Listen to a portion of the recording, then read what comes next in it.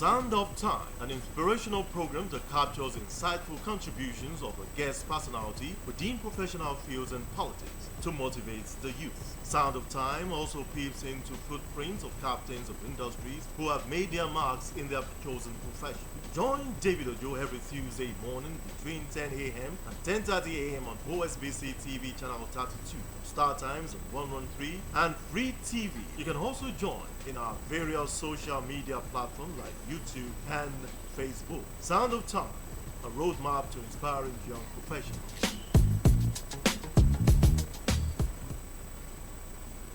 Alright, so another fantastic Tuesday morning and welcome to your favorite program on OSBC TV. It Sounds of Time. I know lots and lots of you are already seated awaiting who my guest will be today. Yes, my guest is someone that is very vast when it comes to issues concerning engineering, and that's the person that we'll be talking with this wonderful day on Sounds of Time. My name is David Ojo. Yes, you can also watch us on our free TV channel 502 or Star Times on 113. And also you can always watch us on all our social handles, talking about Facebook, YouTube, and also Instagram. So these are some of the places that you can always watch us and enjoy our programming on OSBC TV. Just like I said the other time, my guest is already seated. I will be having some conversation on what is happening in Osun.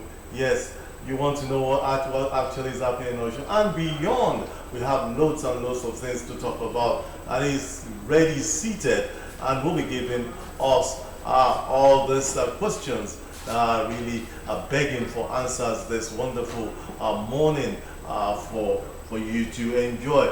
My guest today is an engineer, just like I said the other time. He's engineer Bashiru Salu Abiola. Well, it's not just an engineer, he's an engineer with some caps, talking about some stars on his shoulder. Yes, just like I said, he's a fellow of the Nigerian Institution of Civil Engineer, and it did not stop there. He's also the chairman of this great institution in Osun State.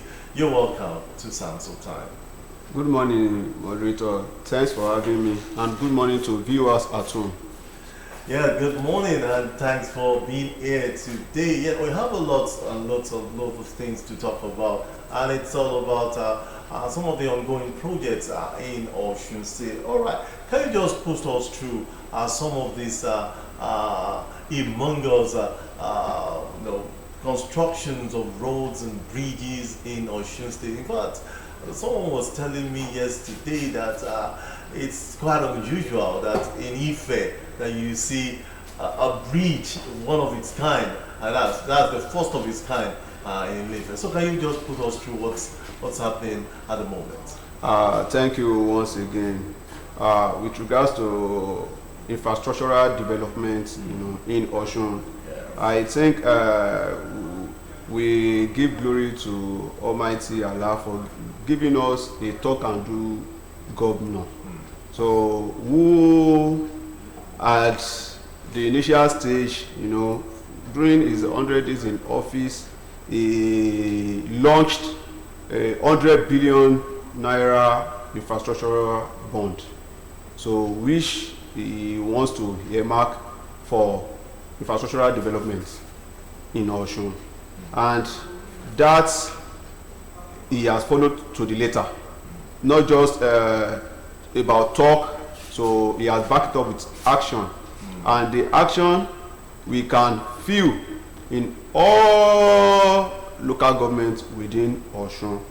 Talking about road infrastructural projects, at least as we speak, we have a bridge ongoing at Okefia, we have at Lameko, we have in Ede, we have Lagere in Ife. So we have those 4 ongoing. Some and they are all at advanced stages as we speak. Now, talking about road network, because those are bridges. There is no local government as we speak that has not felt the impact of the infrastructure bond. So has been championed by the governor. All local governments, you have roads, you have interventions. In fact, I don't know how to put it, because I don't want it to sound like, okay, I'm being partisan. You understand? So because we've been here while we have other governments in place, they've tried their best. But talk about within these 2 years in office, so the infrastructure development we've had, so is among us, and kudos to the government of the day. So anybody that is in Osun, we know Osun is wearing a new look. Look at in Ilesha there, we have a dual carriageway in Ilesha. So I think that's the first of its kind within Ilesha metropolis. Right. So we have a dual carriageway there, and the other one is coming to Iwo now.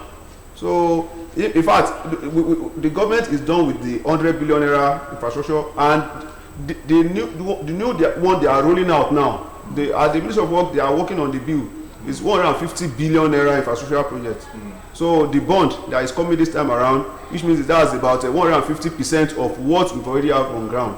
You cannot imagine if you have that humongous infrastructural development. Talk about the type of road network, you know, within the nooks and crannies of Osun, then you know that will spur development within Osun. Economic activity will come alive. So, and it's not just having a road network within the metropolis, within the capital territory. So even the rural areas. So as we are having that, you know, from the state government as well again. So in conjunction with World Bank. So we have the RAM, that's the rural access and agricultural marketing project. So going on, you know, where the states, you know, they have their own grants, so they have their equity, so to the World Bank. So, and with that as well is granting access, they are opening up access to the rural areas so that the rural dwellers, they can have their agricultural produce, you know, to town. So the era of you're planting and there is no access and everything will rot in the farm, so it's gone.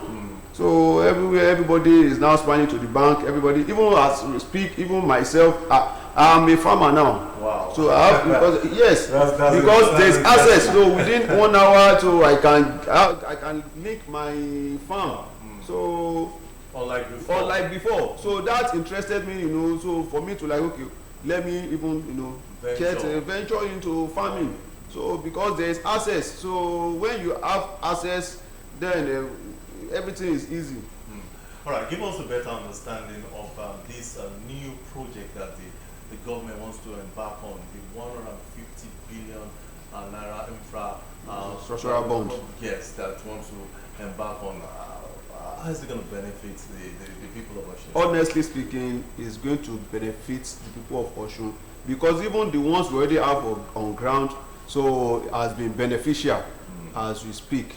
It has been beneficial. Even the communities that never dreamt of, you know, having a third road, you know, within their community, they are now smiling. They are now, you know, singing accolade of the present government, because road infrastructure do aid civilization.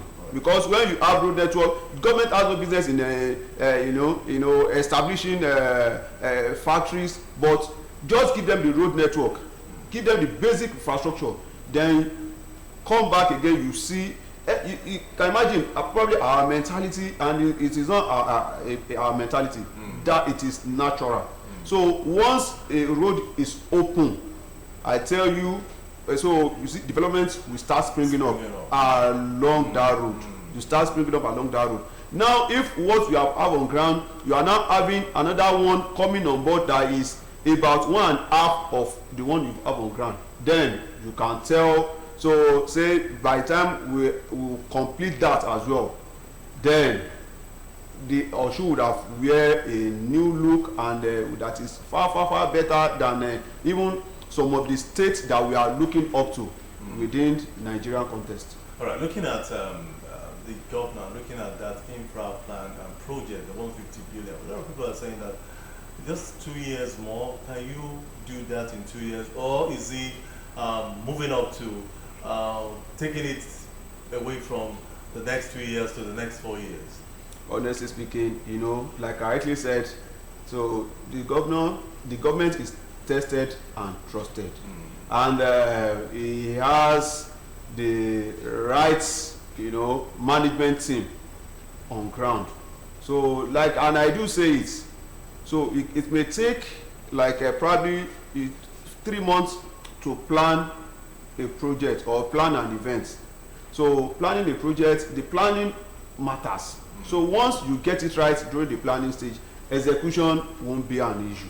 So we have the management team, the engineering team, you know, on ground that they do well in their planning, and with that, execution has always been a project. You know, every project has a timeline, so that would have been incorporated in their planning. And lo and behold, the one we've had, the 100 billion, even almost, if not for the bridges, and they are the advanced stage now, so they're almost done with it. So having another with one and a half year, you know, to execute this 150 billion naira in infrastructure plan, I think it is doable. It is doable. Let's speak from what has happened in the past. Even the Olaiya Bridge, by the predecessor of this present government, it was done under a year. So once the planning is perfect, so I tell you, execution, because at this planning stage, you would have, okay, the right contractor, the treasury, you have tendered, you get the right contractors, the right consultant, the right supervisory team, and the financial wherewithal, so which is very paramount. So once and that's always what used to cause delay. Once the money is available for the project, I tell you, we can work morning shift, working shift, morning, night. So just to make it happen. So and that's it. It is doable. So within the 4 years tenure of first term of the governor. All right, I'm going to put you on the spot now because I know you're very familiar with the flyover in Okefi and the Lamepo. Now, looking at that bridge at the moment, a lot of people, I've seen people have just, you know, sometimes I just walk through and I see comments, and people just walk through that place and say, wow, this is happening in the state capital of Osun State. Wow, this is huge. This is humongous. When is that bridge going to be commissioned? Looking at where it is at the moment. I must say, putting all yes. The furnitures talk about every other road marking and everything. Yeah. So I must say, this road, before the end of the year, the Okefia Bridge will come to life. Before the end of this year? Yes. Wow. Yes, it will come to life. Because the major aspects of the project has been done with. So what we now have is the peripheral, the ancillaries, the road furnitures, you know. So, but the main aspect, which is the main structure, the pillars, so the piers, you know, talk about the retaining walls. So we are done with the retaining walls. So even the ramp. So the ramp, you know, started, you know, the filling and compaction. So of the ramp.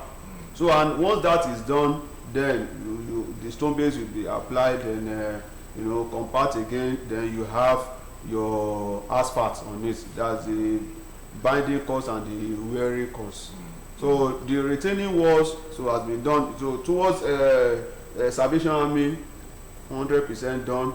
So that up towards the police barrack has been dealt with, and the filling has been done. So the filling is almost say 80% when I was there yesterday. So I'm talking about all the laybys, the slip roads. So work is. I was about to ask about that because looking at those slip roads that you just mentioned, I will find out that there are buildings, especially at the right side of the road, talking about when you want to go underneath the flyover, and the other side, what happens to all the structures there? Are you going to demolish it or? No, the demolition that we are supposed to do has been done earlier. So all those properties, along the road paths that are still existing now, they are safe. So there will be a barrier, like a walkway, that will separate the slip road from the properties. So the properties are safe. That's interesting because I said I will ask you that on the show today, looking at how those places. It's been. I was there yesterday too. And I was proud that yes, this is my state and it's coming up. This is actually how the state capital should be at the moment, and that is what the governor is doing right now. Well, let's move away from Osogbo and let's go to Ife. Let's look at the first ever flyover bridge in Lagere. Yeah. I was listening to a friend yesterday, and he said this is a dream coming true in Ile-Ife. Honestly speaking, I've been used to Ife, Modakeke, so I once had a project around Modakeke there, so which means I apply Osogbo, Ife, Modakeke on a daily basis. So, and that Lagere area has always been a bottleneck. So the traffic jam along that axis has always been terrible. So more reason we have to give kudos. See, it is not that the Ministry of Works and Infrastructure, they don't know how to arrest such situations. But it is the political will of the government in place that will spur such an action. So, and that's why we have to give kudos to the governor, for taking the bull by the horn to arrest this issue of the traffic bottleneck that has always been an issue around that area. So, at least even while the project is ongoing, I know the people living around that area, the community, will be breathing a sigh of relief that, so even despite the fact that they've been facing challenges, then succor is, by the next door, succor is coming. So, and that's it. So, fantastic project. Fantastic indeed. Time is just running. Time is not our friend. Anytime we are on this show, we'll keep having our conversation till the last drop of the minute when my producer will say it's time for you to leave the show.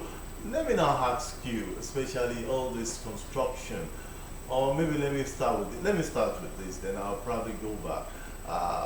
How are you going to ensure that there is durability on these structures that the government is putting in place? The durability and the safety, and making sure that things that will destroy these bridges and the roads being constructed by the state government is being put in place. Thank you once again for that question. In engineering, one of our utmost philosophy is safety. We prioritize safety. So it's safety first, safety always. So talk about the durability of those projects. I want to assure you they are durable. So that has been put into consideration. And if you go through those projects, you will see it is not about just window dressing. So they are all structurally stable. So they are all structurally stable. We have the consultants on all those projects, then the ministry monitoring team as well. So they still have their resident engineers, so that monitor the quality of those projects. So as we speak, so and we've seen situation whereby even the people around, even if you see anything, let me just put it to our viewers at home. If you see any lapses, or any underdealing or underhandling within the project, so you are free to communicate the Ministry of Works and Infrastructure. You are very free. So their feedback mechanism is fantastic. So we are free to constructive criticism. Okay, well, this is what you see, and you want to call their attention to it, and I tell you, it will be put into consideration, and it will be sorted out. I was at while I was at Okefia on Friday, last week Friday. So I could see some keps, on ground. So one man was like, these keps, are you sure it is strong that he can see some dent on the keps? And I told him this keps is very fresh. By the time it's hardened, because it's yet to cure. So they just line it on the ground. No matter how strong, probably you have a concrete or you have a concrete block. So if you don't allow it to cure, to harden to the desired time, then it will feel as if it is not strong. So it will feel as if the quality is bad. So that when I told him that, he was like, he was happy.